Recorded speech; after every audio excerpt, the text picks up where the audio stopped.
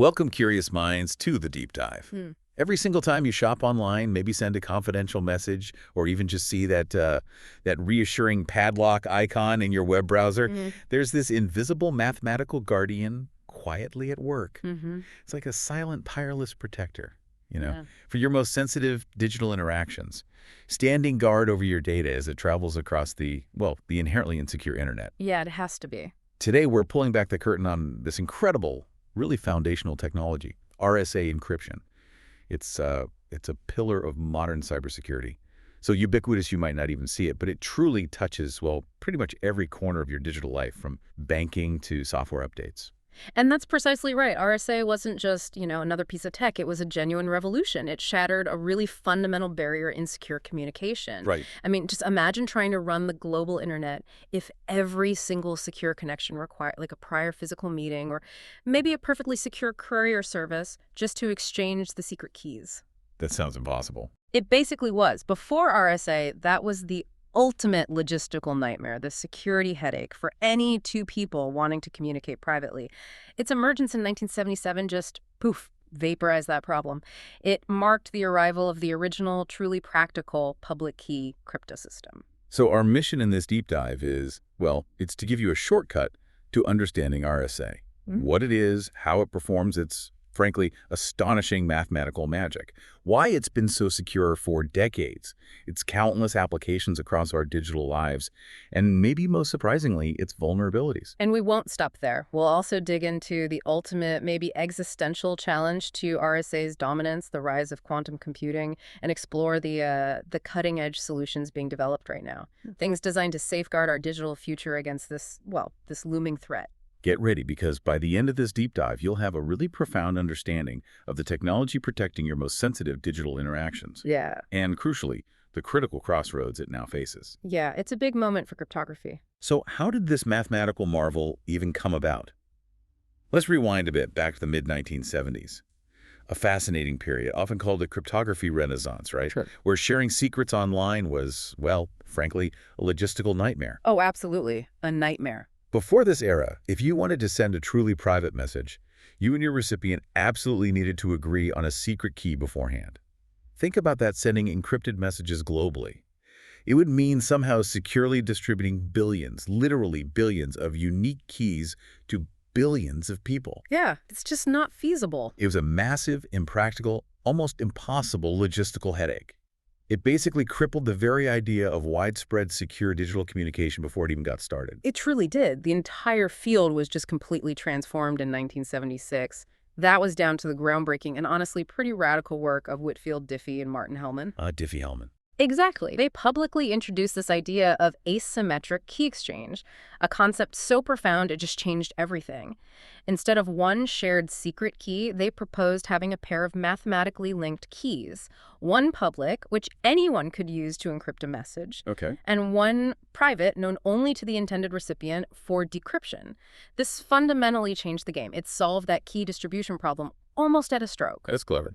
And what's really fascinating is that, totally independently, a mathematician named Clifford Cocks, working at the UK's Government Communications Headquarters GCHQ, he discovered an equivalent system 3 years earlier, back in 1973. No way, really?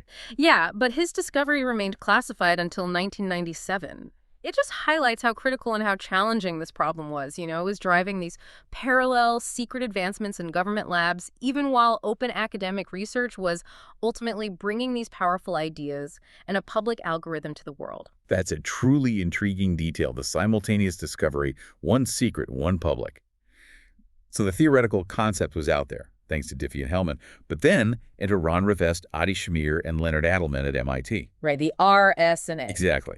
They were deeply inspired by Diffie-Hellman's theoretical work, but they immediately saw the need for a practical solution, something people could actually use. And the story goes, after over a year of failed attempts with various other mathematical one-way functions, the breakthrough finally arrived. April 1977, during a sleepless night at Ron Rivest's home, apparently during a Passover Seder. Wow. He suddenly formalized an algorithm based on a mathematical property.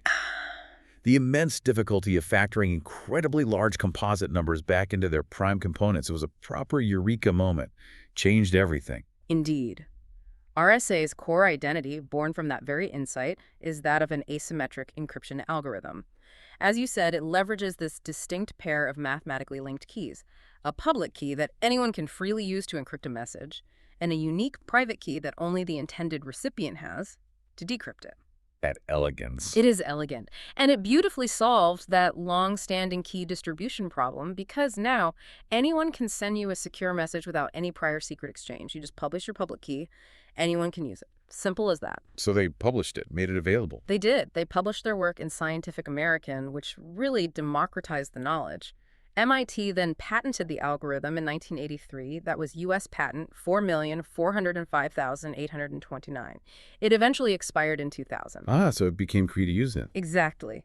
That patent, by the way, also led to the formation of RSA Security, the company that commercialized the algorithm and really brought it to the masses. But its expiration allowed widespread free adoption. That's why it's embedded in, well, nearly every piece of digital infrastructure we use today. And it really did go to the masses. It became so much more than just a way to hide messages. You said RSA is a fundamental building block for the entire secure digital infrastructure we rely on every single day. Absolutely. I mean, our whole concept of trust in online systems, whether it's downloading software or visiting a website, it kind of hinges on it, doesn't it? It absolutely does. RSA plays this crucial dual role. It provides confidentiality through encryption, yes, but it's also indispensably used for digital signatures. Right, you mentioned that. What exactly do those do again? Digital signatures are how we establish authenticity and non-repudiation in the digital world. Authenticity means you can cryptographically check who sent a message or created a piece of software, making sure it wasn't some malicious imposter. Okay, so you know who it's from. And non-repudiation means the sender can't legitimately deny having sent it. Plus, you can be absolutely sure the message hasn't been tampered with since it was signed. Got it. Trustworthy. Exactly. Even now, in 2025, with these new threats emerging, RSA remains, well, ubiquitous is the word for these functions. Though, as we'll get into, experts are now strongly recommending a transition to more resilient alternatives because of, well, challenges on the horizon. But for now, it's still the silent witness that validates trust all across our digital world. Okay, that foundational history is fascinating. So now that we understand its genesis, let's dive into the inner workings, how RSA actually performs its magic. Get ready, listener, because it's all built on some surprisingly elegant number theory, but we'll present it in a way that hopefully makes perfect sense. That's the beauty of it, isn't it? At its core, RSA relies on these really fundamental principles of number theory. The mathematical, let's call it the wrapper of RSA, is modular arithmetic. Modular arithmetic sounds complex. It sounds it, but think of it exactly like a clock face. You know, when you add hours, the numbers wrap around at 12. So if it's 7 o'clock and you add 8 hours, it's not 15 o'clock, right? It's 3 o'clock. Okay, yeah. Wraps around. Modular arithmetic works just like that. The result of, say, x mod y is simply the remainder when x is divided by y. So, for example, 7 mod 3 equals 1, because 7 divided by 3 is 2, with a remainder of 1. Ah, okay. The remainder. Exactly. This system is crucial because it allows us to perform computations with truly, humongous numbers so large they'd be impossible to store or process conventionally. But we only ever deal with their relatively small remainders within a defined range. The modulus. It's incredibly efficient, like doing complex calculations without ever needing to write down the full gargantuan intermediate results. So it's about remainders, not the whole massive number itself. That's a clever trick. Handles numbers that would otherwise just break any calculator. Exactly. And the entire security of RSA, it hinges on another concept, prime numbers. Primes. I remember those from school. Numbers only divisible by 1 and themselves. That's them. Think of them as the fundamental, indivisible building blocks of all other numbers.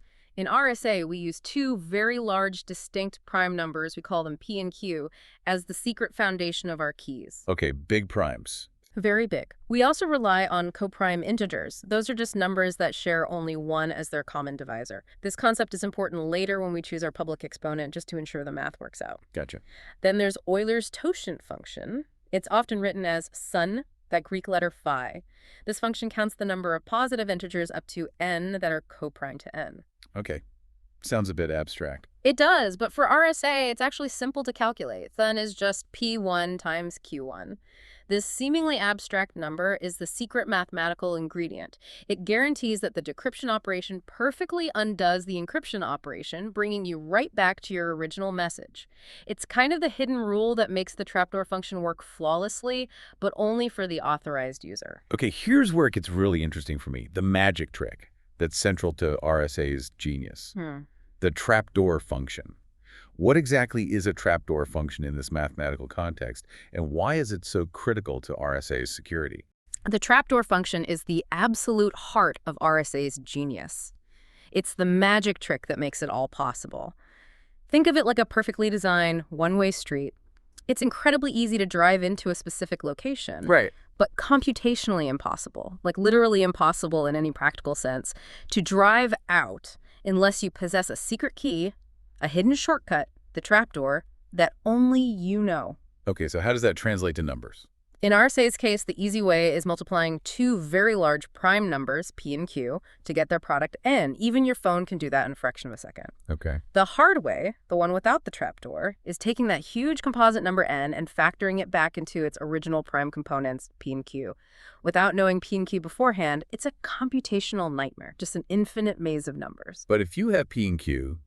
If you do have P and Q, that's the trapdoor, then reversing the process, specifically calculating the private key, becomes trivial. Using that fee and value we talked about, this profound asymmetry, this one-way street with a secret shortcut, that's the core genius of RSA's security. That makes perfect sense. It's like a secret formula for making an impossible problem solvable if you have the right key. So now we understand the mathematical foundation. Let's move into actually creating these keys. Guide us through stage 1, key generation, the secret sauce. What are the critical steps to make sure it's secure? Right. This is where we lay the groundwork for the public and private keys. And every single step here is critical for security. First, we select two distinct, very large prime numbers, P and Q. And when I say large, I mean large. For modern security, we're talking about primes that are at least 124 bits long each, which gives you a 2048-bit RSA key. Wow. These are chosen randomly from an absolutely enormous pool of possibilities. The randomness here is paramount. They also must not be too close in value to each other. If they are, certain attacks, like Fermat's factorization method, suddenly become viable. How do you even know if a number that big is prime? Good question. Because these numbers are so massive, we can't deterministically prove their prime in a reasonable time. Instead, we use probabilistic tests, like the Raben-Miller test. These give us a very, very high degree of confidence that the number is prime, even if there's an infinitesimally small chance it isn't. Okay, so we have our two giant, probably prime numbers, P and Q. What next? Next, we compute the modulus N. This is easy. We just multiply P and Q, 1 alleele P times Q. This number N becomes part of the public key. It's openly shared. This is that one-way street product we talked about. Right, the hard-to-factor number. Exactly. Then we compute Euler's totient function. Remember the formula, P1, Q1 little. This value must be kept absolutely secret. If an attacker somehow discovers SEN, they can easily calculate your private key, and your entire security is gone. Secret ingredient. Got it. After that, we choose the public exponent E. This E has to be an integer between 1 and SEN, and critically, it must be co-prime to FEN, meaning their greatest common divisor is 1. Common choices for E are small Fermat primes like 3, 17, or 65537. Why small? Because using a small e makes the encryption process incredibly fast and efficient. But there's a catch. Using a small e without proper message padding can introduce serious vulnerabilities. We'll definitely circle back to that. Okay, caution noted. So we have N and E for the public key. What about the private key? Finally, we compute the private exponent d. This d is the modular inverse of e modulo n. That sounds complicated, but it just means we need to find a d such that u equiv 1 pmode. We find this d efficiently using something called the extended Euclidean algorithm. This D is the absolute core of the private key. It must be kept secret. The trapdoor key. Precisely. Once D is calculated, we have our key pair. The public key is the pair, and the private key is the pair ND. And then, very importantly, the original prime numbers P and Q and that totient value, N, are securely discarded, wiped from the system. Their continued existence, even temporarily, could compromise security if an attacker found them. It's a very precise mathematical dance to create these keys that will ultimately protect your messages. Fascinating. So with our public and private keys now created, let's move on to stage 2 and 3. Encryption and decryption, the message journey. How does a message actually get encrypted and then, magically decrypted? Right. So to encrypt a message M, which we first need to convert into a numerical integer that's smaller than our modulus, and the sender uses the recipient's public key, NE. Okay. Now here's a crucial step. It's often overlooked, but it's absolutely vital for security. Padding the message. Before encrypting, the message M is processed using these carefully designed schemes. PKCS tag 1 v1.5 is one that stands for Public Key Cryptography Standards version 1.5. Or even better, the more robust OAEP, which is Optimal Asymmetric Encryption Padding. Padding, like bubble wrap. That's a great analogy. It adds randomness to the message. It ensures that predictable patterns, which could be exploited by certain sophisticated attacks on just raw, unpadded messages, are completely thwarted. It adds that crucial layer of protection. Okay, so pad the message first, then encrypt. Exactly. Once padded into this numerical message M, the ciphertext C is calculated using this really elegant formula. $6 places me, pomad, and dollar. This calculation is performed very efficiently using an algorithm called modular exponentiation. So you raise the message to the power of e, then find the remainder when divided by n. And that's the encrypted message C. How did the recipient get it back? For decryption, the recipient takes that ciphertext C, and using their own private key, ND, they compute the original padded message back with the formula. 1 Mario equals CD and then dollar. So they raise the ciphertext to the power of d min this time. Precisely. And Euler's theorem, which is the mathematical underpinning of this whole system, guarantees that this operation will always yield the original padded message M. It just mathematically works out perfectly. Amazing. After decryption, the recipient performs an unpadding operation to retrieve the original message M. And it's also really important that systems are designed to reject messages that have invalid padding.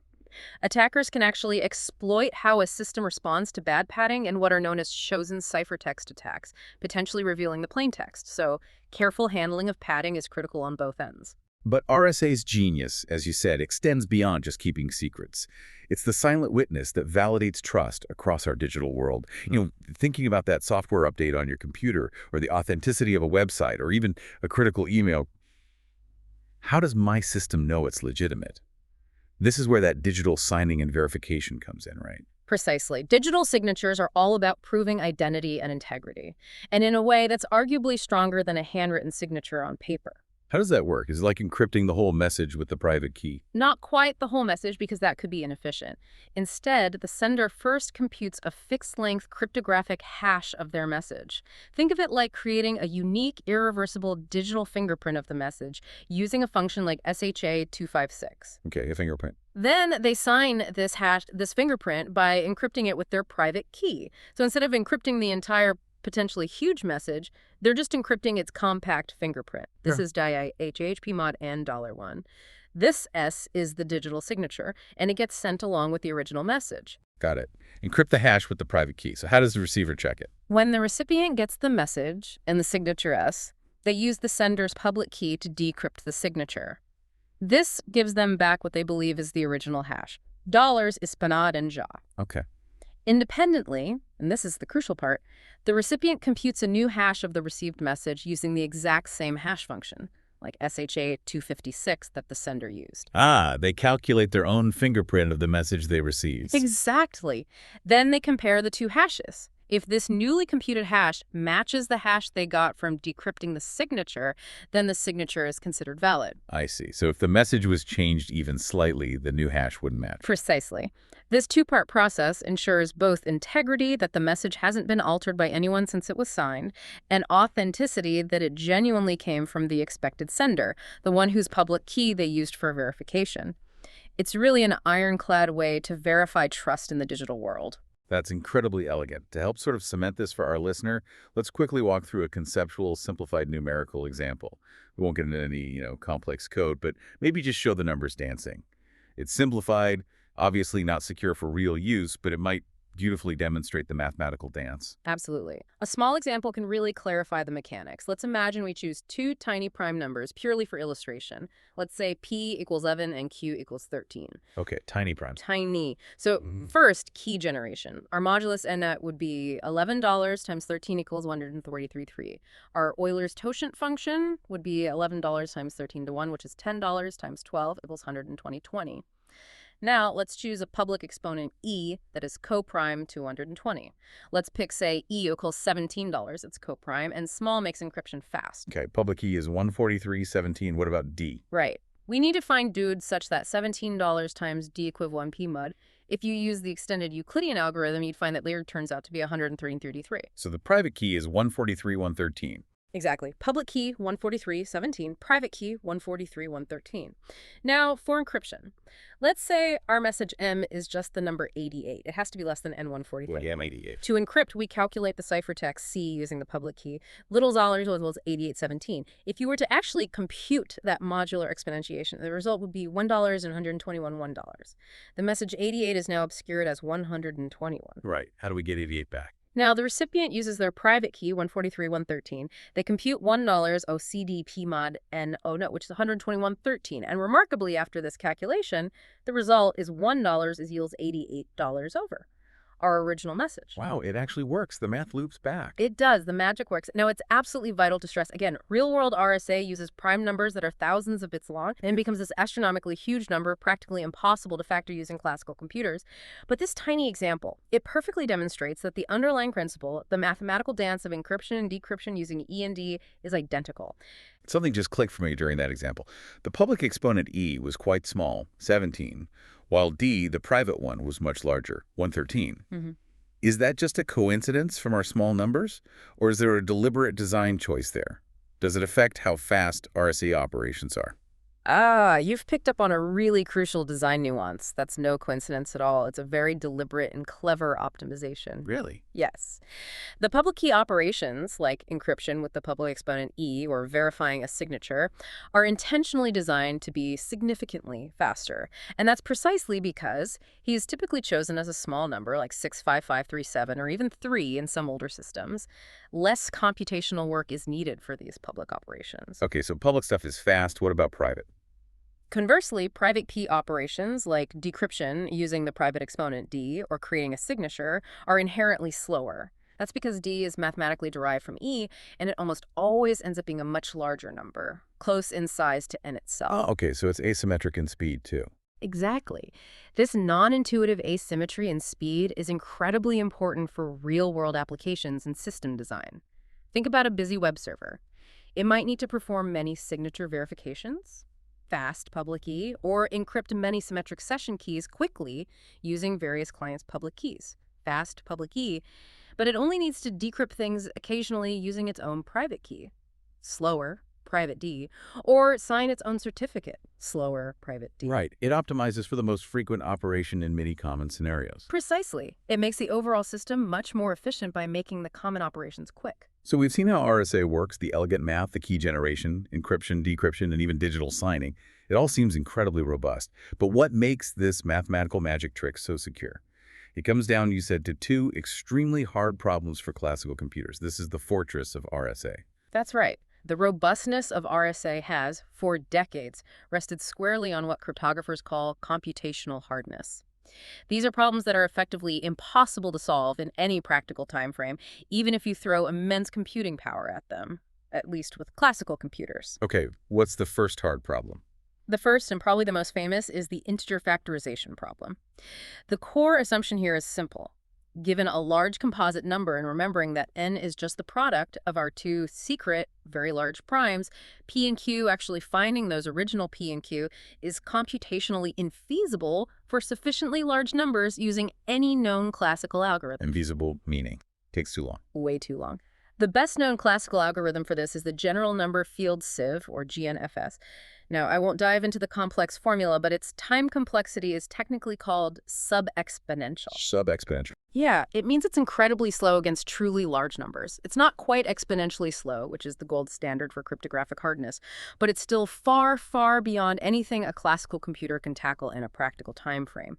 It requires just an astronomical amount of computing power and time. Can you give us a sense of scale? Like, how long are we talking? Sure. Experts provide estimates based on key size versus the projected time and resources needed to factor in. A 1024-bit RSA key, which used to be a standard, that's now estimated to take maybe months to break on large clusters of computers or supercomputers. It's widely considered obsolete for any new systems. Okay, 1024 is out. What about what we use now? A 2048-bit key, which is the current industry standard recommendation, that's estimated to take centuries, maybe millennia, to break with existing classical technology. Centuries. Okay, that feels pretty safe. And a 3072-bit key, which some organizations recommend for security needed beyond, say, 2030, that would likely take millennia to factor classically. And just to put that in perspective, as of 2020, the largest RSA modulus ever publicly factored was a number called RSA 250. It was 829 bits long. That achievement took thousands of core years of computation. And 829 bits is still far, far below the modern key sizes of 2048 or 3072 bits. So it illustrates just how computationally difficult this problem remains. It's not just hard for classical computers, it's like hitting a practically insurmountable brick wall. So effectively, if you make it big enough, it's just way too much work for any classical computer to brute force those prime factors. Yeah. The numbers involved are just mind-bogglingly vast. Exactly. That's the bedrock assumption. Now, there's another related challenge, which cryptographers call the RSA problem itself. Okay, what's that? It basically asks, okay, even if you can't factor n into P and Q, can you somehow figure out the original message of Shor from the ciphertext C, the public key n, and the public exponent E? Essentially, can you compute the ETH root of C modulo without knowing the secret private exponent D? Well, it's widely believed that solving this RSA problem is either mathematically equivalent to, or possibly even harder than, the integer factorization problem. Although, interestingly, there's no formal mathematical proof that they are always equivalent in every single case. But for all practical purposes, the security assumption is that if factoring n is hard, then solving the RSA problem, finding from C without D, is also hard. Okay, so the core math relies on these incredibly hard problems. But you also mentioned that security isn't just in the math. It's also in smart design choices and how RSA is actually used in the real world. What other features reinforce its security? That's a really critical point. Beyond the foundational hardness of factorization, how RSA is implemented and integrated into systems is absolutely crucial for maintaining security. Firstly, those padding schemes like OAEP that we talked about are absolutely vital. They aren't just for adding a bit of randomness, as we said. They provide something cryptographers call semantic security. Semantic security. Yeah, it basically means that even if an attacker has your public key and can encrypt any messages they choose, a chosen plaintext attack, they can't learn anything useful about the original message just by looking at its ciphertext. They also can't tell if two different messages happen to encrypt to the same ciphertext. This protection against sophisticated chosen plaintext attacks is critical. Without proper padding, RSA is far less secure, sometimes fatally so, as we'll see later when we discuss the Bleikenbacher attack. Okay, padding is non-negotiable. What else? Secondly, RSA is very often used in a hybrid approach because RSA operations, especially decryption with that large private exponent T, are computationally intensive and therefore relatively slow for large amounts of data. Right, so slower. Yeah. So it's typically not used to encrypt, say, a large file or a long video stream directly. Instead, RSA's really smart strategic application is to encrypt something much smaller. Yeah. A randomly generated fast symmetric key, like an AES key, for instance. Ah, so RSA protects the small key. Exactly. RSA encrypts the symmetric key, which is maybe only 128 or 256 bits long, very quick to encrypt with RSA. Then that symmetric key is used with a fast algorithm like AES to encrypt the actual bulk data. This approach brilliantly combines the secure key distribution capability of RSA, getting that symmetric key safely to the recipient, with the high speed of symmetric encryption for the heavy lifting. You get the best of both worlds. Clever. Combining strengths. Thirdly, standardization has played a huge role in RSA's success and security. RSA is formalized in widely adopted standards, most notably PKCS TAC 1. This ensures that different implementations are consistent, follow best security practices, are interoperable so different systems can talk to each other, and importantly, have undergone rigorous scrutiny by the global cryptographic community. Standardization helps prevent many common and often dangerous implementation errors. So putting it all together. Ultimately, while RSA isn't provably secure in the strictest mathematical sense like some newer cryptographic schemes are, meaning its security isn't mathematically reduced down to a single, well-understood hard problem, in a formal proof, it has indeed withstood decades of scrutiny from the world's best cryptanalysts. That's a powerful testament to its fundamental strength when it's implemented and used correctly following these best practices. Okay, that makes a lot of sense. Now let's talk about where we actually encounter this, because you said it's everywhere. This is where RSA touches your life every single day, often without you even realizing it. Yeah. Like that padlock icon in the browser. Or how software updates just magically arrive securely. This is RSA in action, the everywhere algorithm. Absolutely. One of the most common places, probably something you interact with multiple times an hour if you're online, is secure web communication, specifically through HTTPS TLS. The padlock. The padlock. When you see that icon, RSA is often a key player, especially in the TLS handshake that establishes the secure connection between your browser and the website server. In earlier versions of TLS, like 1.2, which is still widely used, RSA was very common in server certificates. The server's public key was embedded in the certificate, and the certificate itself was signed by a trusted authority using RSA. So it proves the website is who it says it is. Exactly. That's the authentication part. And RSA could also be used in TLS 1.2 to encrypt a small piece of secret data, the pre-master secret, which both sides then use to generate the unique symmetric session keys for that browsing session. So like when I visit Amazon.com. Perfect example. When you connect to Amazon.com, your browser fetches Amazon's certificate. It then verifies the digital signature on that certificate, which is often a 2048-bit RSA signature from a trusted certificate authority. That signature proves you're really talking to Amazon's server, not an imposter site trying to steal your login. Billions, literally billions, of daily HTTPS connections still rely on RSA for this vital authentication step, even as newer TLS 1.3 versions are moving towards different algorithms like ECDH for the key exchange part. RSA certificates are still prevalent. Okay, so it's authenticating the website, making sure it's not a phishing site trying to trick me. But beyond websites, you mentioned RSA helps us trust the very software we install on our computers. This is digital signatures and code signing. Indeed. Code signing is a really critical application of digital signatures, specifically for software binaries, installers, drivers, updates, any executable code. It's all about proving the authenticity of the software, verifying who the author or publisher is, and confirming that the code hasn't been tampered with or infected with a malware since the publisher released it. How does that work in practice? Well, take Microsoft, for example. They use RSA extensively in Windows Update to digitally sign drivers and software patches. When your computer downloads an update, Windows uses Microsoft's public RSA key, which is built into the operating system, to verify the signature on that update file. If the signature is missing, or if it doesn't verify correctly, Windows knows the software is either corrupted, tampered with, or from an untrusted source, and it will often block the installation. That sounds crucial. What happens if that goes wrong? Well, a really powerful and scary illustration of its importance was the 2020 SolarWinds breach.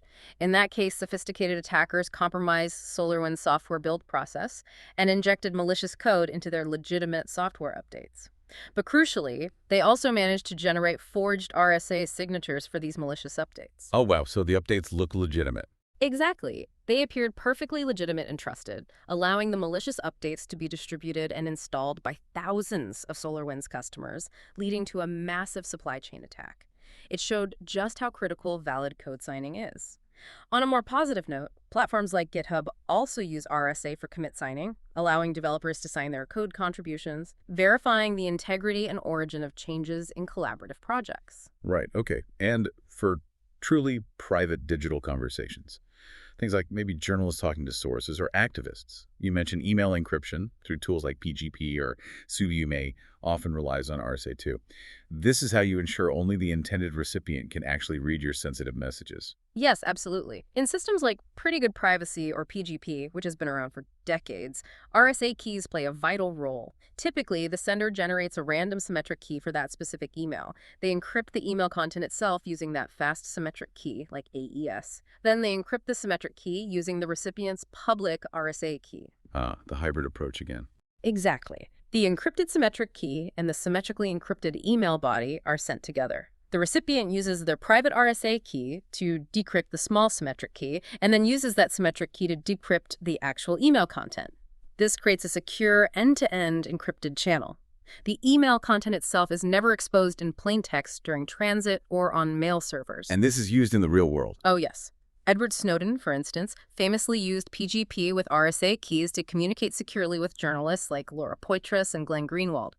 It demonstrated its critical role in protecting highly sensitive communications for whistleblowers, journalists, and human rights activists. And modern services like Proton Mail integrate RSA, oft alongside ECC, for their end-to-end encrypted email, ensuring privacy for millions of users worldwide. Okay, And if you've ever remotely connected to a server, maybe using a command line, or if you're a developer or system administrator, you've likely used RSA without even knowing it. This is an SSH into remote access. Correct. Secure Shell, or SSH, is the standard workhorse protocol for securely connecting to remote computers and servers over an inherently unsecured network like the internet. RSA is used extensively here, primarily in two ways: authenticating the host, the server, and authenticating the user. How does that authenticate the server? When you connect to a server for the first time, say a server hosted by GitLab or Amazon Web Services, that server presents its unique RSA host key. Your SSH client checks if it recognizes this key. If it's the first time, it usually asks you to confirm. This host key proves the server's identity and helps prevent man-in-the-middle attacks where someone tries to impersonate the server. And authenticating the user. That's instead of a password. Often, yes. Developers and sysadmins commonly generate strong RSA keys, often 4Allow96-bit these days, for passwordless logins to servers. You generate a key pair on your machine and you upload the public key part to the servers you want to access. Then, when you connect via SSH, instead of typing a password, your SSH client engages in a challenge response protocol. The server sends a challenge, your client signs it using your private RSA key, and sends the signature back. The server verifies this signature using your stored public key. If it matches, you're authenticated.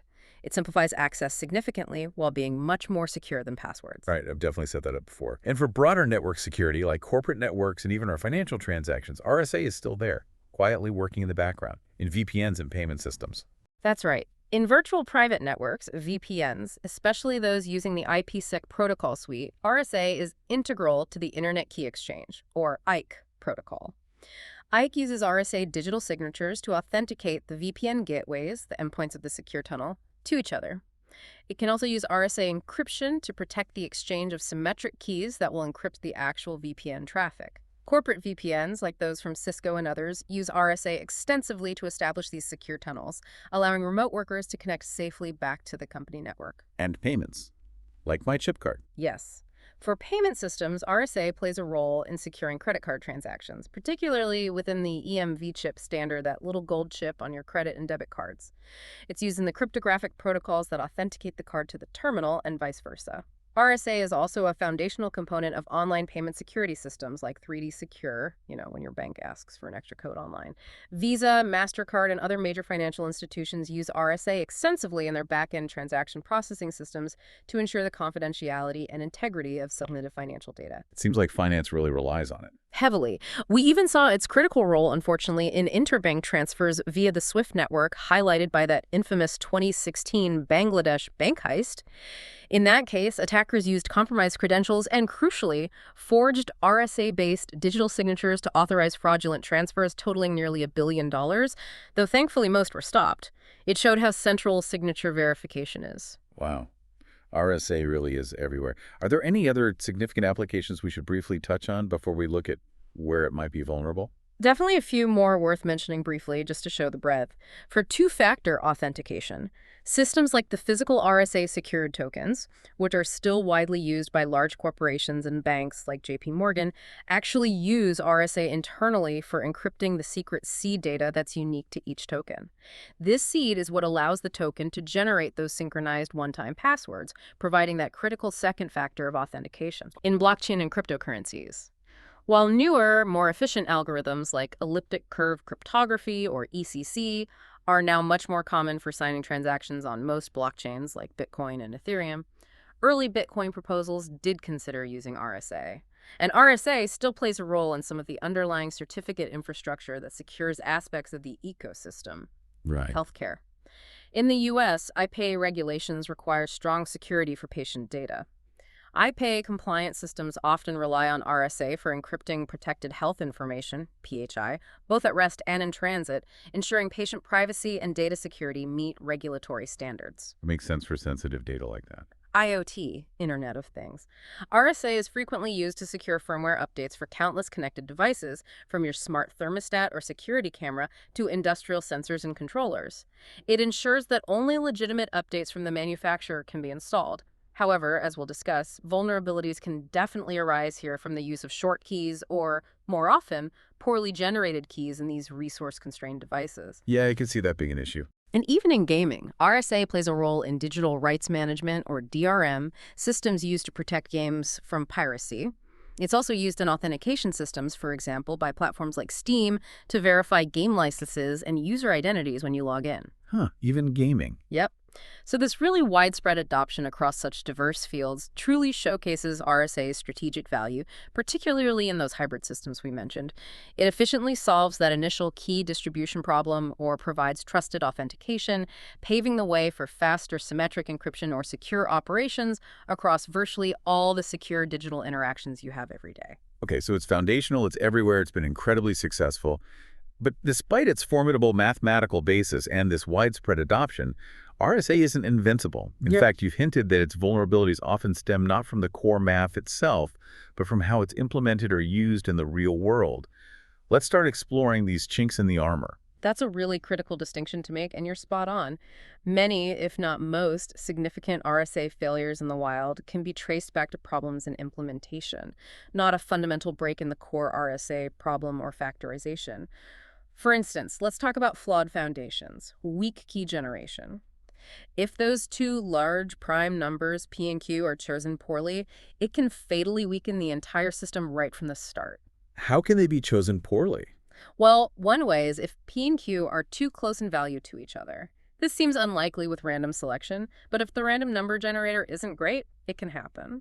When P and Q are close, factoring n becomes significantly easier using specialized methods, like Fermat's factorization algorithm, which specifically exploits that mathematical relationship. Okay, so primes need to be far apart. What else? Another major issue arises from poor randomness, leading to shared factors between different RSA keys. Imagine if two different devices, maybe two different web servers or two IoT devices, accidentally generate RSA keys where one of the prime factors, say P, is the same in both keys. Can that actually happen? If the pool of random numbers used to pick the primes is too small or predictable, yes, it absolutely can.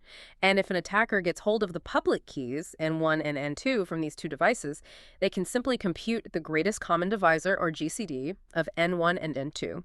Since $1 equals P times Q11 and $2 P times Q22, the GCD will immediately reveal the shared prime factor P. And once they have P, they can trivially find Q1 by dividing N1 by P and Q2 by dividing N2 by P. They've now completely factored both moduli and can calculate both private keys. Game over for both devices. wow. Has this happened in reality? Disturbingly, yes. Recent research, published around 2025, scanned millions of publicly accessible RSA keys, particularly from IoT devices. They found that a significant number shared common factors, making them vulnerable to this GCD attack. These keys could be factored in mere seconds, simply because of insufficient entropy or flawed randomness in their key generation routines on those low-powered devices. It basically left those devices completely unprotected. So those initial, seemingly simple choices, when generating the keys, the randomness, the distance between primes are absolutely paramount. But sometimes, you hinted, even seemingly innocent choices made later, like picking a small public exponent E for speed, can also open the door to attacks. This is exposure through exponents. Exactly.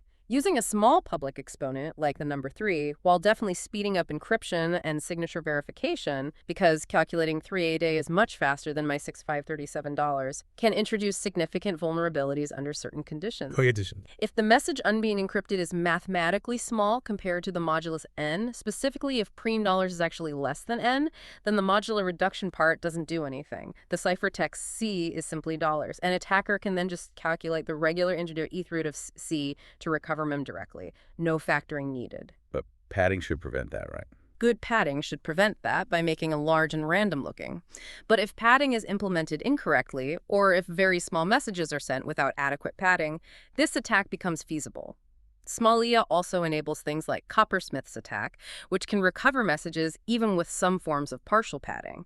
And it's particularly problematic in broadcast attacks. Broadcast attacks? Imagine sending the exact same message M to, say, 3 different people, each using a different RSA modulus, N1, N2, N3, but all using the same small public exponent, E3. An attacker who intercepts all 3 ciphertexts, C1, C2, C3, can use the Chinese remainder theorem to combine them and efficiently recover the original message M without factoring any of the ends. Yikes. Okay, so small e is risky if not handled carefully. What about the private exponent, D? Can that be small? While a small private exponent might seem desirable, maybe for very low-powered devices where decryption speed is critical, it's actually a huge security risk. It makes the private key surprisingly vulnerable. Attackers have discovered these clever mathematical shortcuts. Wiener's attack, for instance, can efficiently find D if it's smaller than about $25. A later improvement, the Bondurfy attack, extended this to work if D is smaller than roughly $0.292. So if D is too small, they can just calculate it from the public key. Essentially, yes. They can deduce the secret at purely from the public information any if D falls below these mathematical thresholds. It's like finding a small, hidden crack in the fortress wall that wasn't supposed to exist, making the entire structure vulnerable to being breached just because someone tried to optimize decryption speed a little too much. Choosing a sufficiently large random D, which happens naturally if E is chosen well, and PQR random, is critical. Okay, this next category sounds particularly insidious. This is where attacks get really clever, exploiting subtle clues leaked by the server itself, rather than trying to brute force the math. Tell us about the Oracle's whispers. Padding Oracle attacks. This refers primarily to Bleikenbacher's attack, which was a landmark discovery by Daniel Bleikenbacher back in 1998. It targeted the PKCS tag 1v1.5 padding scheme, which was widely used then, and sometimes still is, in early versions of SSLTLS. How does an Oracle attack work? It's called a padding Oracle attack because it doesn't try to break the core RSA math. Instead, it cleverly exploits information leaked by the server that's processing the encrypted message. The server acts as an oracle. The attacker sends carefully crafted, slightly modified ciphertexts to the server. The server tries to decrypt them and check the padding. Based on whether the padding is valid or invalid, according to the PKCS tag 1v1.5 rules, the server might respond differently. It might send back a specific error message or take a slightly different amount of time to respond, or even just close the connection differently, like with a TCP reset. The attacker doesn't need to know why the padding failed, just whether it failed in a specific way. And they can use that tiny bit of information. Yes. By sending thousands or sometimes millions of these crafted ciphertexts and carefully observing the server's responses, its whispers, the attacker can iteratively narrow down the possibilities and eventually deduce the original plain text message that was encrypted. It's incredibly insidious because it doesn't require factoring N or finding the private key. It just needs the server to inadvertently leak tiny bits of information about the padding validation process. That sounds devastating. Has it been fixed? Well, yes and no. The original vulnerability was patched, but the underlying principle is subtle. Variants of this attack have reappeared over the years. A notable one was the robot attack in 2017, return of Bleikenbacher's Oracle threat. It showed that even modern TLS implementations could still be vulnerable if they hadn't implemented the PKCS tag 1v1.5 padding checks, perfectly constant time and without leaking information through side channels. It affected major platforms like Facebook and PayPal at the time, highlighting the surprising persistence of these implementation-level vulnerabilities due to flawed handling of padding errors. It's very hard to get right. Wow. Speaking of side channels, imagine an attacker literally listening to the hum of your computer or measuring the exact time it takes to process information and learning your secret key from that. That's chilling, and it's the basis of unintended leaks, side channel attacks. It is indeed chilling and a very real and practical threat, especially against embedded devices or smart cards, but potentially even servers. Side channel attacks, as the name suggests, don't target the mathematical algorithm itself. They target the physical implementation of the algorithm running on hardware. Like how? Several ways. Timing attacks, first demonstrated effectively by Paul Kocher back in 1996, exploit subtle variations in the execution time of cryptographic operations. For RSA, the time taken for the modular exponentiation step, say a node and other, can depend slightly on the specific bits of the private exponent being processed, especially if the implementation isn't carefully designed to be constant time. By precisely measuring these timing variations over many decryption operations, an attacker can potentially deduce bits of DIA. So faster or slower calculations give away clues. Exactly. Similarly, power analysis involves monitoring the power consumption patterns of a device, like a smart card or even a laptop CPU, while it's performing RSA operations. Different computations draw slightly different amounts of power. These fluctuations, if measured carefully, can reveal patterns directly linked to the secret key being used. Okay, power usage. What else? Electromagnetic EM attacks measure the faint electromagnetic radiation that leaks from electronic devices during computation. Your computer or phone isn't a perfect Faraday cage. Tiny EM emissions escape, and these signals can carry clues about the cryptographic computations happening inside, potentially revealing key bits. Seriously, EM leaks. Seriously. And then there are fault injection attacks, also called fault analysis. These are more aggressive. They involve deliberately inducing errors into a chip's operation while it's doing RSA, maybe by briefly disrupting its power supply, hitting it with a laser pulse, or messing with its clock signal. These induced faults can cause the chip to produce incorrect results that inadvertently reveal information about the internal state, sometimes even allowing an attacker to factor the modulus n or directly recover the private key. That's incredible. So this isn't just about hackers in a dark room trying to break codes online. Not at all. It means the physical characteristics, the hum of your laptop's fan as the CPU works, the power draw of your phone when sending a secure message, tiny variations in processing time, even faint radio waves it emits could potentially be whispering your deepest digital secrets to someone nearby with the right equipment. That's a profound and slightly terrifying thought for anyone concerned about physical security alongside digital security. Finally, sometimes the vulnerabilities aren't about complex math or these clever physical attacks, but about more mundane things like basic security hygiene, configuration errors, or simply not keeping up with the relentless march of computing power. These are systemic weaknesses and outdated practices. This category covers a pretty broad range of important risks that often get overlooked. For example, a fundamental design flaw to avoid is the common modulus attack. This happens if, for some reason, multiple users are issued RSA keys that share the exact same modulus n but have different public and private exponents, E1, D1, E2, D2, etc. Why is sharing bad? Because if an attacker learns just one of the private keys, say D1, or if they can get a message signed with both D1 and D2, they can often easily calculate the other private keys, like D2, associated with that same modulus n. It completely breaks the security for all users sharing that modulus. So, rule number 1. Every RSA key pair needs its own unique modulus n. Okay, no sharing n. What else? Another major and perhaps more common issue is simply using insufficient key length. As computing power increases over time, key lengths that were once considered secure become vulnerable. As we discussed earlier, 1024-bit RSA keys are now widely considered breakable by well-funded adversaries like nation-states or large criminal organizations, potentially within months using significant computing resources. They are effectively obsolete for any new deployments and should be phased out everywhere. So what's the minimum now? NIST, the U.S. National Institute of Standards and Technology, strongly recommends using at least 2048-bit RSA keys for security needed through roughly 2030. For longer-term security or for particularly sensitive data, 3 to 72-bit or even 40 and 96-bit keys are recommended to maintain adequate security margins against future advances in classical computing power. Using outdated shorter keys is just asking for trouble. And the randomness thing again. Absolutely critical. Randomness flaws during prime number generation are a profound and recurring weakness. If there isn't enough entropy, meaning true unpredictability, in the random number generator, RNG, used to select P and Q, the resulting keys can become predictable. If the pool of possible primes is too small, attackers might be able to brute force the keys or find shared factors using that GCD attack we talked about. Has this happened on a large scale? Infamously, yes. The most stark example is the Debian OpenSSL book from 2008. A single programming error in the OpenSSL library, shipped with Debian Linux, drastically reduced the entropy used by its random number generator when creating keys.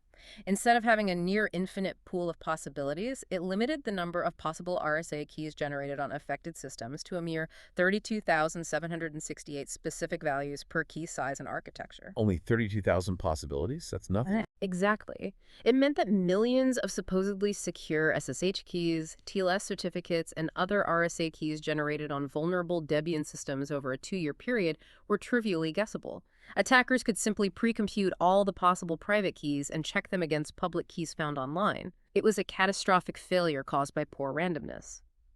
These systemic weaknesses really underscore that robust cryptography is only ever as strong as its weakest link, and that weak link is often found not in the algorithm's elegant math, but in its mundane implementation details and the surrounding security practices. Okay, let's turn our attention now to some specific real-world examples where RSA-related security went wrong. Not necessarily because of the core math, as you said, but due to these implementation flaws, human error, maybe external factors. These are the stories of real-world breaches, and they serve as a really stark reminder that even the most advanced cryptography can't protect against every type of attack, especially when the human factor gets exploited.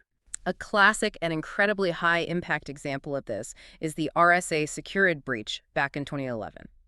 This wasn't an attack on the RSA encryption algorithm itself, but rather a direct attack on the company, RSA Security, and its internal network. How did they get in? Sophisticated attackers, widely believed to be Chinese state-sponsored hackers, part of an Advanced Persistent Threat Group, or APT, used targeted spear phishing emails sent to RSA employees. These emails contain malicious attachments that exploited a previously unknown zero-day vulnerability in a dirty Flash player. So a standard phishing attack, A basically. very sophisticated one, yes. Once an employee inadvertently triggered the exploit, the attackers gained a foothold inside RSA's network. From there, they systematically moved laterally, escalating privileges until they reached their target: the highly sensitive secured seed data. What's the seed data? It's the secret cryptographic information that's unique to each secured hardware token. This seed data is what allows the token and the authentication server to generate the same sequence of synchronized one-time passwords. By stealing this seed data, the attackers effectively gain the ability to potentially clone or predict the codes for millions of secure tokens used worldwide. Who uses those tokens? Countless organizations, including major defense contractors like Lockheed Martin, government agencies, banks, anyone needing strong two-factor authentication. The breach meant the attackers could potentially bypass 2FA for many high-value targets. RSA had to undertake a massive, costly effort, spending an estimated $66 million to replace millions of potentially compromised tokens for their customers. Wow. What's the lesson there? The lesson is profound. Even a giant in the cybersecurity world, the company literally named RSA, is vulnerable to attacks targeting its people, social engineering, and its internal network security. The best cryptography in the world doesn't help if the keys or secrets underpinning it get stolen through other means. This incident also, interestingly, brought to light a significant controversy around RSA's earlier use of a specific random number generator called dual EC-DRBG in some products. It was designed by the NSA, and later analysis by cryptographers suggested it might contain a subtle backdoor, allowing the NSA, or anyone who knew the backdoor key, to predict its output, potentially compromising keys generated with it. RSA eventually phased it out, but the controversy lingered. So even the best crypto can't save you if someone clicks on the wrong email link, or if there's a potential flaw hidden deep in the system's components, like a random number generator.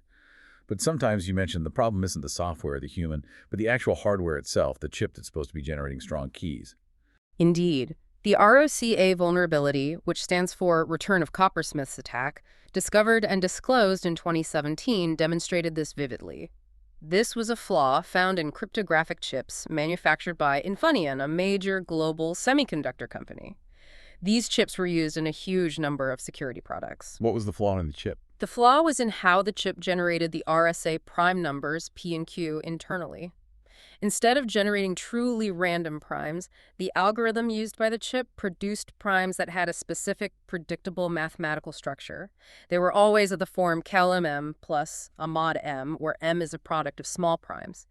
The subtle lack of randomness, this predictable form, made the resulting RSA keys much weaker than they should have been. How much weaker? Significantly weaker. It turned out that 24-bit RSA keys generated on these flawed chips could be factored relatively easily, potentially within hours or days, using standard computers, not supercomputers, by exploiting this known structure using techniques related to Coppersmith's attack methods.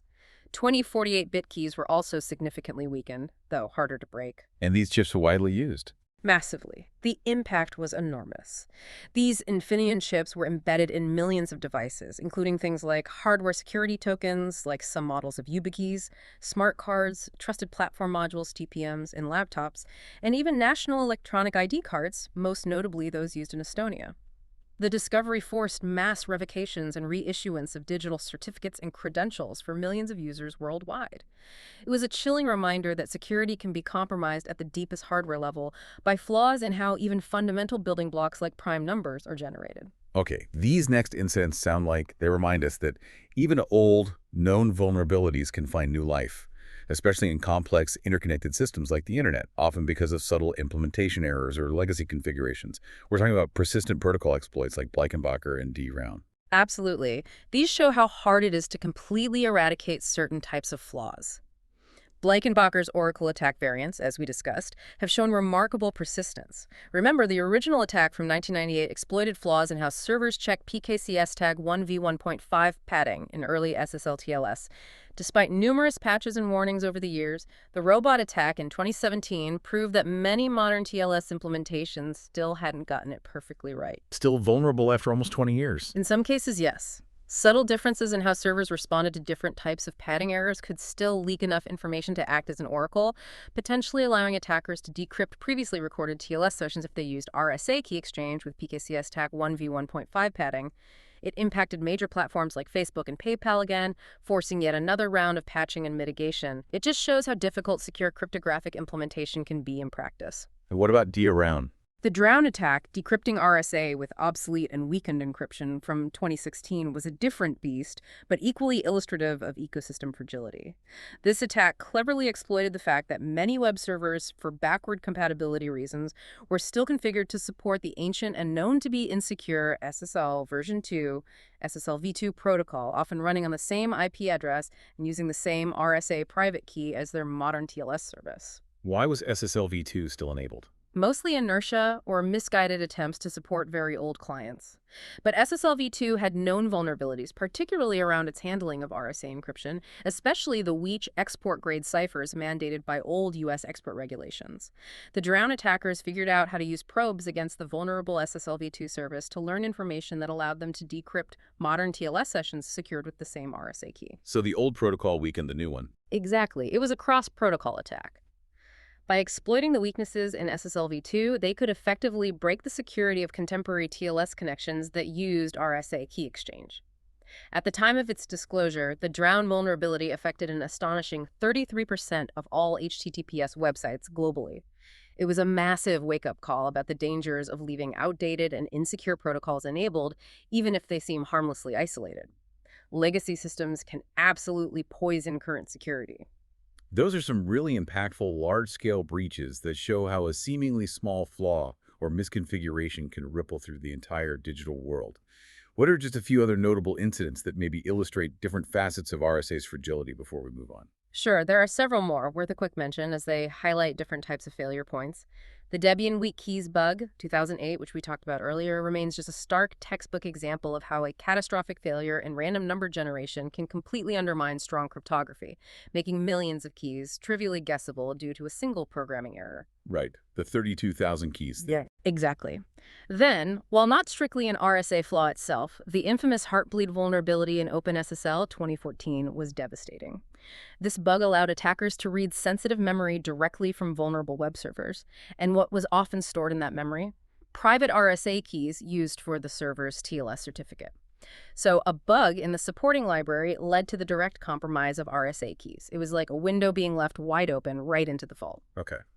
In the South Carolina Department of Revenue breach 2012, attackers used social engineering to gain access, and they stole a database containing taxpayer information, including 3.6 million Social Security numbers.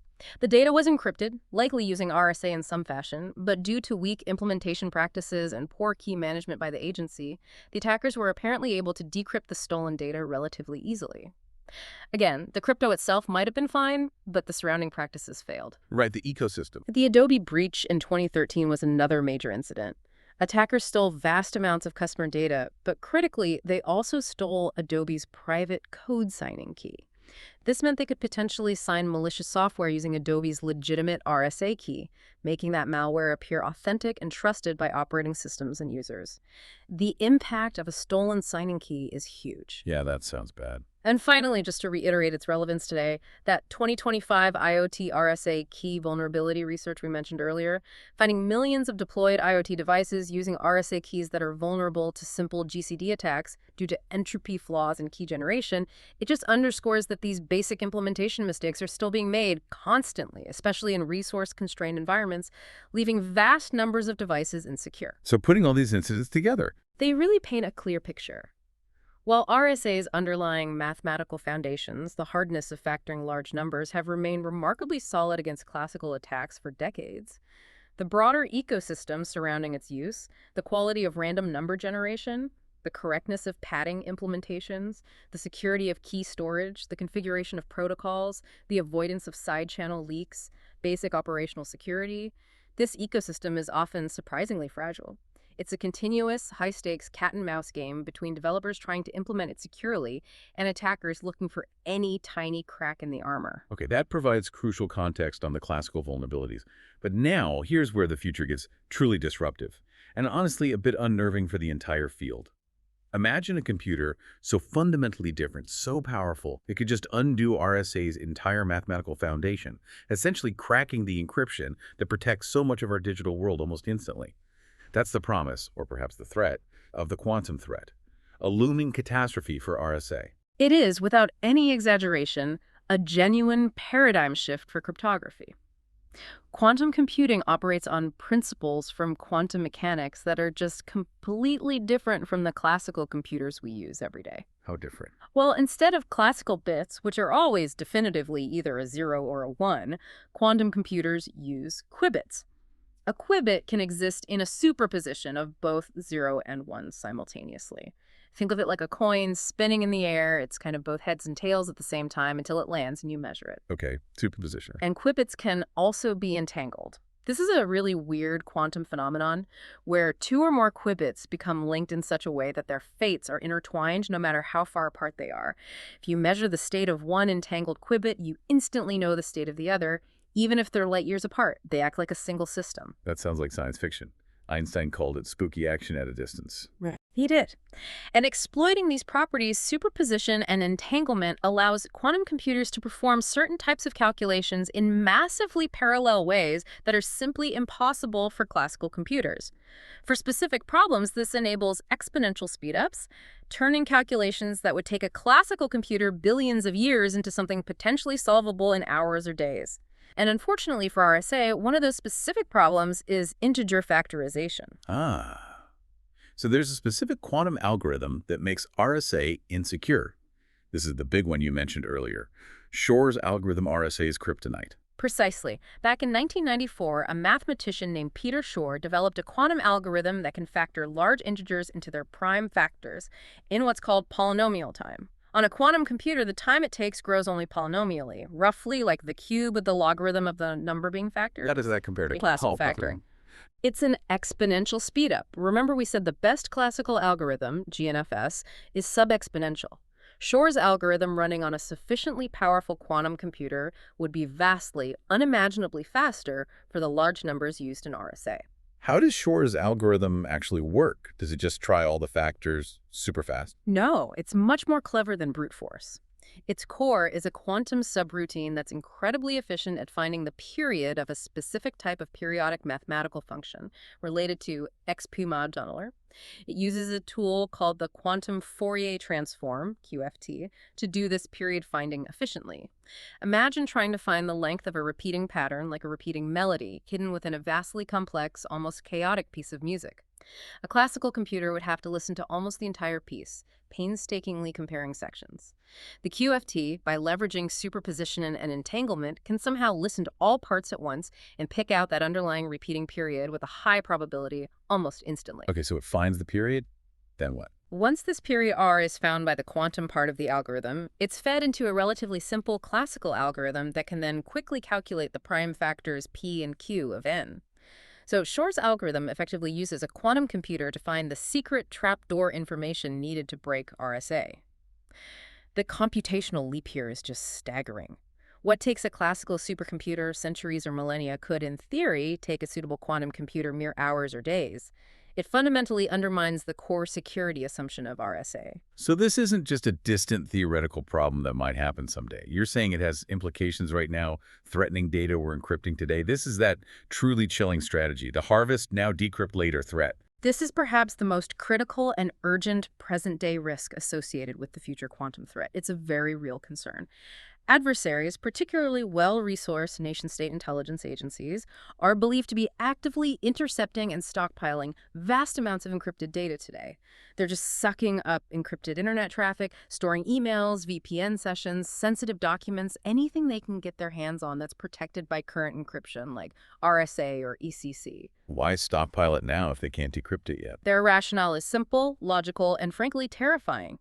They anticipate that once they or someone else builds a sufficiently large and stable quantum computer capable of running Shor's algorithm, they can simply go back to their massive archives of stored data and decrypt it all at their leisure. Decrypting years, maybe decades worth of secrets. Exactly.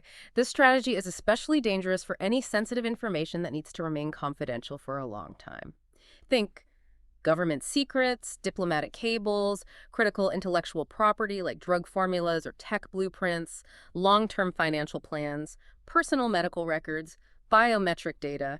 Anything whose compromise years down the line would still be damaging. So the data I encrypt securely today. If it's intercepted and stored by an adversary, and if it needs to remain secret for, say, 10, 20, 30 years or more, it could be entirely exposed once a cryptographically relevant quantum computer, a CRQC, becomes available. It means the security shelf life of data protected only by classical algorithms like RSA is now potentially limited. It underscores the profound urgency of transitioning to quantum-safe cryptography now, because waiting could mean that the confidentiality of today's secrets is already compromised in the future. For you, the listener, this means if you have data with a long security requirement, it's already potentially at risk from this harvest now, decrypt later strategy. Okay, that definitely raises the stakes. So how soon could this actually happen? The experts you mentioned have some fascinating and sometimes conflicting predictions about the quantum timeline. When will RSA break? The estimates do indeed vary quite widely, and honestly, it's a rapidly evolving field with huge investments pouring in, so predictions change. Some optimistic projections from quantum computing companies, or perhaps worst-case scenarios from a security perspective, suggest a quantum computer capable of breaking RSA 2048 could emerge as early as 2026, 2027. That's very soon. Wow. Others are more cautious. Yes. A more frequently cited conservative estimate often places the time frame for breaking RSA 2048 somewhere around 2030-2031.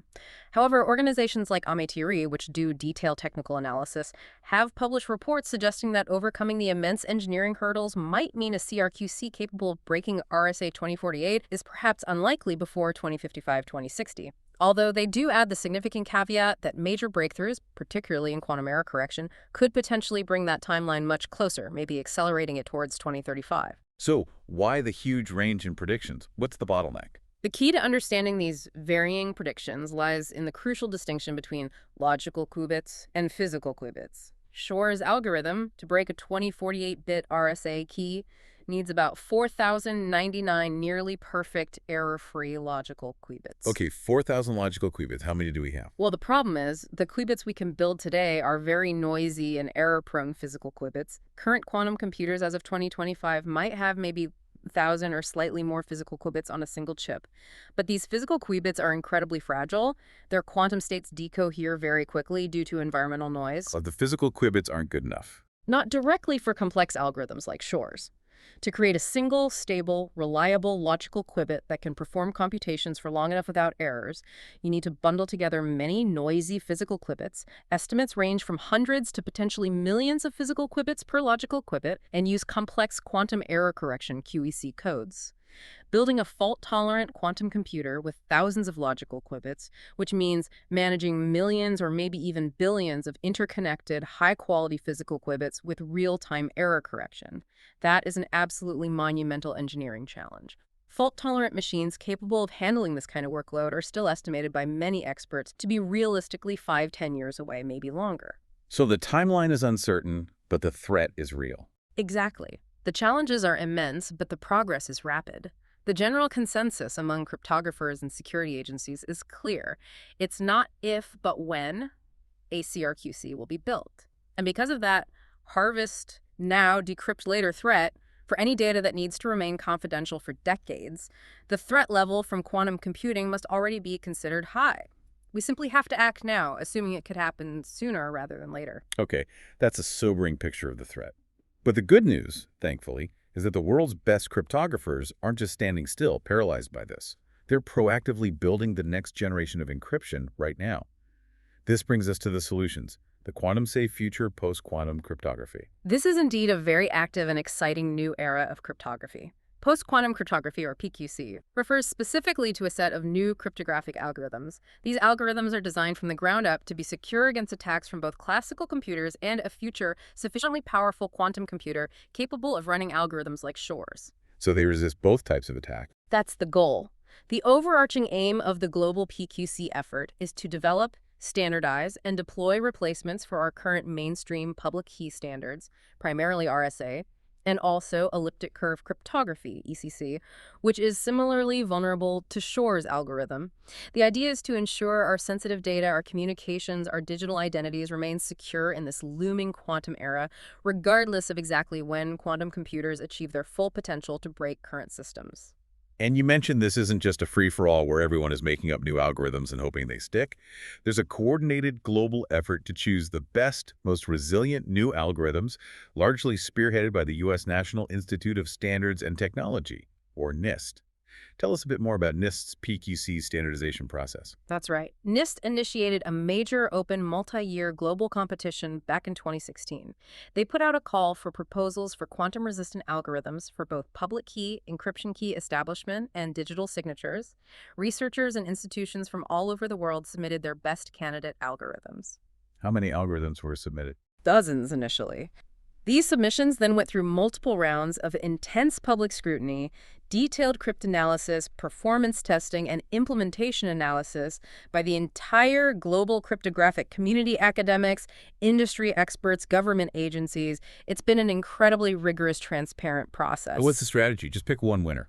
No, and this is a really key part of NIST's strategy. They decided early on to standardize multiple algorithms, ideally based on different underlying mathematical foundations or hardness assumptions. Why multiple? Why different math? It's a crucial risk mitigation strategy. We're moving into uncharted territory with PQC math.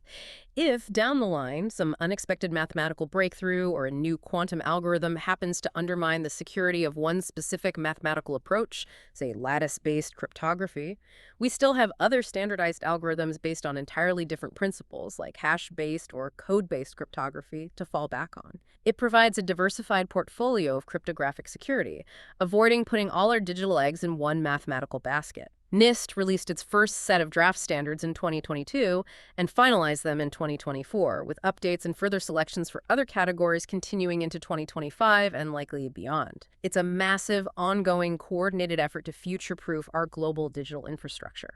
So what do these new algorithms actually look like? What kind of maybe strange new math do they rely on to resist the power of quantum computers? Who are the chosen champions, these new mathematical fortresses? The new NIST standardized PQC algorithms are indeed fascinating, and they draw their security from very different areas of hard mathematical problems compared to RSA's reliance on integer factorization. The primary standards, the ones expected to see the widest initial deployment, are based on lattice-based cryptography. Lattices, like garden lattices. Haha, sort of, but in high-dimensional mathematical space. Their security relies on the assumed difficulty of solving certain problems on these complex, multidimensional lattices. Problems like the shortest vector problem, SVP, finding the shortest non-zero vector in a huge lattice, or the learning with errors, LWE, problem. These lattice problems are strongly believed to be computationally hard even for quantum computers. Okay, so which algorithms use lattices? Specifically, NIST chose ML-Chem, which was formerly known as Crystal's Kyber, as the primary standard for key encapsulation mechanism, CHEMS. This means ML-Chem is set to replace RSA and ECC for the crucial task of securely establishing shared symmetric keys, like AES keys, for encrypting communications. This is formalized in the FIPS 203 standard. Okay, Kyber for key exchange. What about signatures? For digital signatures, NIST standardized ML-DSA, formerly known as Crystal's dilithium, as the primary choice, formalized in FIPS 204. Like Kyber, it's lattice-based. They also standardized an alternate lattice-based signature algorithm called FNDSA, Falcon FIPS 206, which offers different performance trade-offs, particularly smaller signature sizes but more complex implementation. So mostly lattices. Did they choose anything else for diversity? Yes, absolutely. For digital signatures, NIST also standardized an algorithm based on a completely different foundation. Hash-based cryptography. This is SLHDSA, which is based on the Sphinx Plus submission, formalized in FIPS 205. Hash-based signatures like Sphinx Plus have very strong security properties, relying only on the hardness of underlying hash functions, which are generally believed to be quantum resistant. Their main drawback is that they typically produce very large signatures compared to lattice-based ones, and they can be stateful, requiring careful key management. Though Sphinx Plus is stateless, it serves as a secure backup. Okay, lattices and hashes. Any other math? Yes. To further diversify, particularly for chems, key exchange, in March 2025, NIST selected a fifth algorithm for future standardization, likely around 2027. This is HQC, Hammaker, Hogan, and Adleman, which is based on code-based cryptography. Its security relies on the difficulty of decoding general linear error-correcting codes, a problem that has been studied for decades and is also believed to be hard for quantum computers. HQC will serve as a backup chem alongside Kyber. So we have lattices, hashes, and codes. What about that other one, isogenies? Ah, yes. It's worth noting that one promising family of candidates based on isogeny-based cryptography, notably the algorithm Psych, was actually broken quite spectacularly by classical attacks in 2022 during the standardization process. This really underscored the importance of NIST's rigorous public scrutiny process and the dynamic, challenging nature of this cutting-edge research. The cryptographic community learns and adapts, sometimes very quickly, but this multifaceted approach using lattices, hashes, and codes provides strong confidence moving forward. Okay, so we have the new algorithms. But actually switching over the entire world's digital infrastructure? That sounds like a monumental task. It must impact virtually everything, from the smallest IoT device to the largest data centers. It's clearly not just a simple software update. It feels like a fundamental shift across the entire digital ecosystem. This brings us to the great migration challenges and adoption. You're absolutely right. This transition will indeed be one of the largest and most complex cryptographic migrations in history. It's often referred to as achieving crypto agility or managing the PQC migration. Organizations worldwide are now grappling with how to do this. What are the main strategies people are looking at? Several migration strategies are being employed. One very common approach, especially in the near term, is hybrid cryptography. This means systems don't just switch cold turkey from, say, RSA to Kyber. Instead, they use both algorithms simultaneously for a period. How does hybrid work? For key exchange, for example, a system might perform a traditional key exchange using something like ECC, specifically X25519 is common, and also perform a key encapsulation using a PQC algorithm like Kyber. The resulting symmetric session key is then derived from both secrets. This provides security against both classical attacks, relying on the ECC part, and future quantum attacks, relying on the PQC part. It also offers backward compatibility during the transition.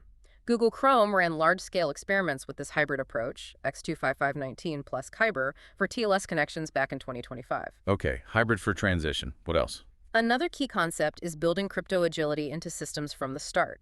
This means designing software and protocols so that cryptographic algorithms can be easily swapped out, updated, or configured without requiring massive system overhauls. If a new vulnerability is found, or if standards evolve, agile systems can adapt much more quickly. This avoids being locked into outdated or vulnerable algorithms down the road. What kind of timeline are we looking at for this whole migration? It's a long-term process. NIST has mandated that U.S. federal agencies must complete their migration to PQC standards by 2035. This sets a benchmark. Enterprises worldwide are being strongly urged by security experts and government bodies like CISA in the U.S. to start inventorying their use of current public key cryptography, RSA, ECC, now, assess their quantum risk, and begin planning their transition. Some critical government agencies and contractors are even required to begin initial preparations and planning by 2025-2026, recognizing the long lead times required for such a fundamental infrastructure shift. Are there major challenges holding things back? Yes, there are definitely significant challenges. One of the main ones is performance and size. PQC algorithms, particularly the lattice-based ones, often result in larger public keys, larger ciphertexts, and larger signatures compared to their ECC equivalents, though often comparable to or better than RSA. For example, a Kyber encapsulated key might be around 1 kilobyte, whereas an ECC equivalent might be much smaller. How did that impact things? This increase in size can lead to increased bandwidth consumption, higher latency in communication protocols like TLS handshakes, and potentially require more computational resources, CPU, memory. This can be particularly challenging for resource-constrained environments like IoT devices, embedded systems, or older network hardware that wasn't designed to handle these larger cryptographic payloads. Performance tuning and optimization are major areas of ongoing work. It's definitely not a completely free lunch. There are trade-offs. So despite the challenges, is real-world adoption actually happening yet? Yes, absolutely. Even as standards were being finalized, real-world adoption started gaining momentum in 2025 and continues to grow. As mentioned, Google has already implemented post-quantum key exchange elements using hybrid approaches in Chrome for securing HTTPS connections. Cloud providers like Microsoft Azure and AWS offer support for PQC algorithms like Kyber for certain services. Content delivery networks like Cloudflare have deployed hybrid PQC support across their vast global network to protect customer traffic. And critically, intelligence agencies like the NSA in the US are now strongly recommending the adoption of NIST's PQC standards for protecting all national security systems against the quantum threat. The migration has begun, driven by the urgency of that harvest now, decrypt later threat. What an incredible journey we've taken from that eureka moment Ron Rivest had during a Passover Seder, all the way to becoming the absolute fabric of our digital trust. RSA has been just an incredible, powerful force for good in the world. It's truly amazing how a handful of clever mathematical ideas completely transformed our ability to communicate securely across the globe. It genuinely is remarkable when you step back and look at it. RSA's strengths were profound and truly transformative for its time. It elegantly solved that fundamental key distribution problem, which was the major roadblock preventing widespread secure communication online.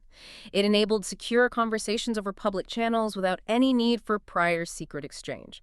Its versatility, especially for digital signatures, which underpins so much of our online trust, securing web traffic, verifying software, authenticating identities, cemented its place as an absolute cornerstone of modern cybersecurity for decades. But as our deep dive has shown, it wasn't perfect. Its performance, particularly the key sizes and computation speeds compared to newer algorithms like elliptic curve cryptography, ECC, became a drawback over time.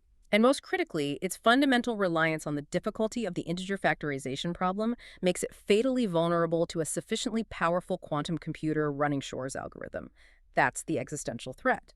And while RSA's core math itself has impressively withstood decades of intense classical cryptanalysis, its real-world vulnerabilities, as we explored in detail, have almost always stemmed from those crucial implementation flaws, things like weak randomness during key generation, incorrect padding, protocol-level errors, side-channel information leaks, rather than a flaw in the pure mathematical concept itself.